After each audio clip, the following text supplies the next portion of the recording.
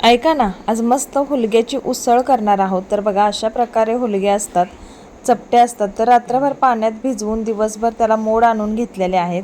त्यानंतर स्वच्छ पाण्यामध्ये धुवून घ्यायचे. कढईमध्ये 2 चमचे तेल टाकायचं, जिरं टाकायचं, मोहरी टाकायची. त्यानंतर कढीपत्ता टाकायचा आणि 2 हिरव्या मिरच्या कट करून तसेच बारीक चिरलेला लसूण टाकायचा. थोडं परतून घ्यायचं. एक मध्यम आकाराचा कांदा बारीक चिरून आणि एक टोमॅटो बारीक चिरून टाकायचा, तो देखील परतून घ्यायचा. कोरड्या मसाल्यांमध्ये हळद, मीठ आणि लाल तिखट एवढंच घातलं आहे. त्यानंतर हुलगे घालायचे आहेत आणि छान परतून घ्यायचे. गरजेनुसार थोडंसं पाणी टाकायचं. त्यानंतर झाकण ठेवून छान भाजी शिजवून घ्यायची. तर बघा, मस्त अशी भाजी शिजलेली आहे. थोडंसं पाणी राहिलं आहे, ते आटवून घ्यायचं. अशा प्रकारे आपली हुलग्याची भाजी तयार झाली आहे.